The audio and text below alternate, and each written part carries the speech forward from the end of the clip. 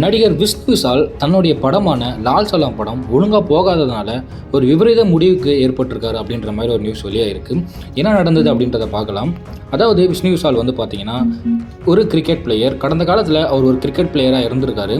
அவருடைய காலில் ஏற்பட்ட ஒரு காயத்தின் காரணமாக கிரிக்கெட்லேருந்து முழுமையாக விலகிட்டார். அதுக்கப்புறம் என்ன பண்ணுறதுன்னு தெரியாமல் இருக்கும்போது தான் சினிமாவில் அவருக்கு ஒரு வாய்ப்பு கிடைக்குது. சினிமாவில் 2009ஆம் ஆண்டு வந்து பார்த்திங்கன்னா சுசீந்திரன் இயக்கத்தில் வந்து வெண்ணிலா கபடி கூடல நடிக்கிற ஒரு வாய்ப்பு கிடைக்குது. அந்த படம் வந்து பார்த்திங்கன்னா உலக அளவில் பேசப்பட்ட படமாக மாறிடுச்சு. அந்த படம் மூலிமா விஷ்ணு விஷால் வந்து பேரே வெளியே தெரிய வந்தது.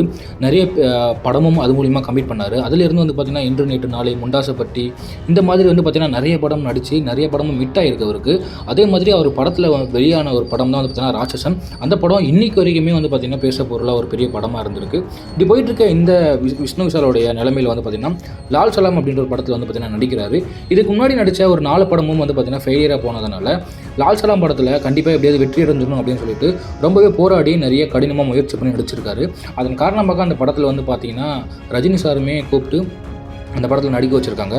எப்படியாவது இந்த படம் ஹிட் ஆகிடணும் அப்படின்றதுக்காக. அந்த படத்தோடைய இயக்குனர் வந்து பார்த்திங்கன்னா ரஜினி சாரோட மகள் தான் வந்து பார்த்திங்கன்னா ஐஸ்வர்யா ரஜினிகாந்த் தான். அவங்க தான் அந்த படத்தை இயக்கியிருக்காங்க. எப்படியும் இந்த படம் ஹிட் ஆகிடும் அப்படின்னு சொல்லிட்டு நினச்சிட்டு இருந்த நிலமையில் இந்த படம் வந்து பார்த்திங்கன்னா கடந்த ஒரு வாரமாக வந்து பார்த்திங்கன்னா கலெக்ஷன் வெறும் 12 கோடி தான் வந்து பார்த்திங்கன்னா கலெக்ட் பண்ணியிருக்கு.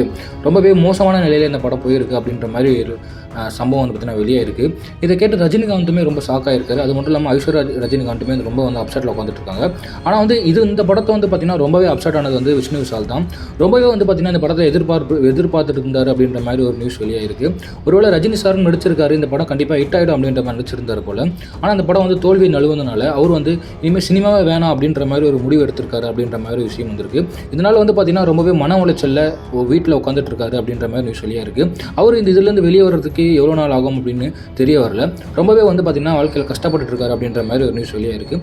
ஸோ இதை பற்றி நீங்கள் என்ன நினைக்கிறீங்க அப்படின்றத மறக்காமல் கமெண்ட்டில் சொல்லுங்கள். நம்ம சேனல் ஒன்று சப்ஸ்கிரைப் பண்ணலாம், மறக்காமல் சப்ஸ்கிரைப் பண்ணுங்கள்.